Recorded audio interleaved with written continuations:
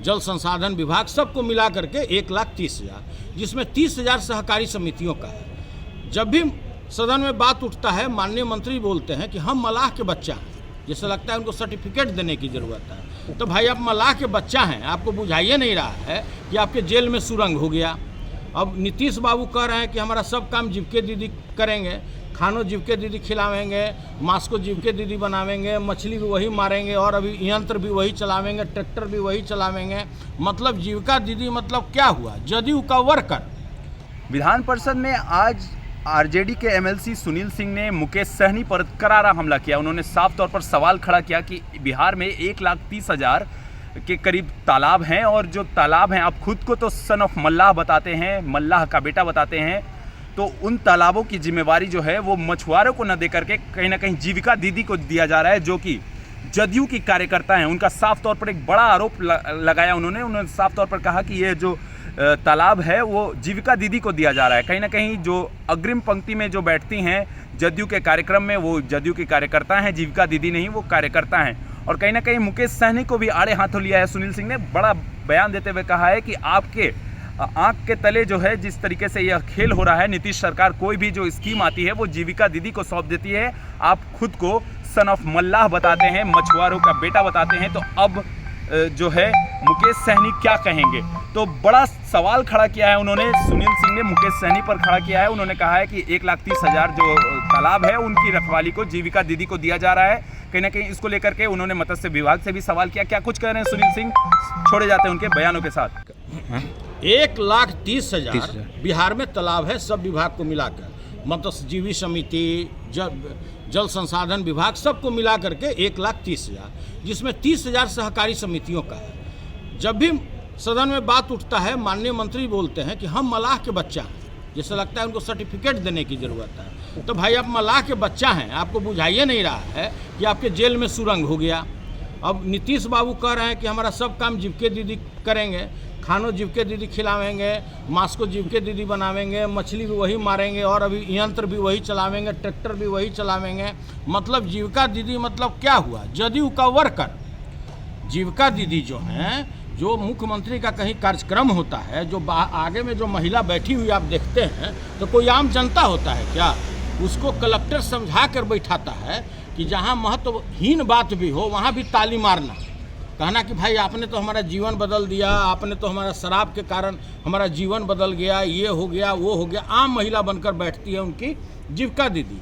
और मुख्यमंत्री जी को कहीं ना कहीं यह बात पता लग गया कि जो पिछले चुनाव में जो टीचर से वो अपेक्षा करते थे, जिसको अभी काम में लगा दिए, पाठशाला छोड़कर मदरसाला में अंडा छीलने के काम में लगा दिए, और उधर भिसिल सुबह सुबह 4 बजे मारने के काम में लगाए थे, वो बदला ले रहे हैं कि पिछले चुनाव में जो उनको आशा था उसका अपेक्षित उनको रिजल्ट नहीं आया। उनको जीविका दीदी पर बहुत भरोसा है कि चूँकि महिला है तो घर घर में घुस करके वोट को मोबिलाइज करेगी। मतलब उस दृष्टिकोण से इनको महिलाओं से कोई लेना देना है, ऐसी कोई बात दूर दूर तक नहीं है। 5 महिलाएं बोली तो हमारा जमीर जग गया, हम शराबबंदी का निर्णय ले लिए। आप महाराज पंचायत लोगों को शराबी बना दिए, आज आपका जमीर जग गया। तो जमीर आपका उस शेल्टर होम से जो लड़कियां बाहर में सप्लाई हो रही है, उसमें आपकी जमीर क्यों नहीं जग रही है? तो यही सब बात है भाई। ठीक है सर। जाए तो उतनी राइस मिल नहीं है, सरकार का तुगलकी फरमान चला गया कि अब हम उसना चावल लेंगे। अब देखिए वहाँ का जिलाधिकारी क्या किया, उसी पत्र में फिर एक पत्र गया फूड कॉरपोरेशन से कि भाई विवेक से, मतलब आप उसना के बदले अरवा भी ले सकते हैं वहाँ की स्थिति को देखते हुए।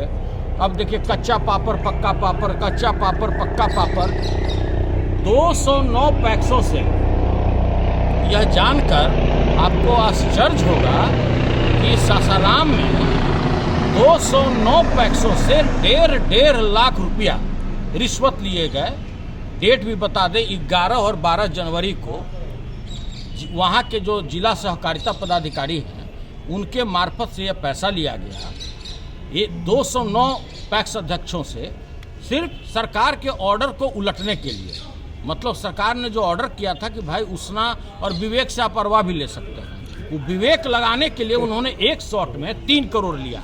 और ये कोई बात इसलिए छुपा नहीं हो सकता है कि जैसे बिहार सरकार में जो बड़ा बड़ा टेंडर होता है हैदराबाद से, गुजरात से, तो किसी एक आदमी से लोग रिश्वत लेता है?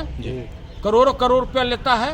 क्षेत्रीय स्तर के तो ठेकेदारों को लगाया नहीं जाता है, तो ये कैसे पता लगेगा? जब एक आदमी से घूस लीजिएगा तो पता नहीं लगेगा, लेकिन जब आप 209 व्यक्तियों से घूस लीजिएगा एक जिला में, तो यह बात छुपी नहीं रह सकता है। आप भी अपने जो आपके मित्र पत्रकार होंगे उनसे भी पूछिए, वहाँ का बच्चा बच्चा जानता है कि कलेक्टर 3 करोड़ रुपया अरवा उसना अरवा करने में ले लिया।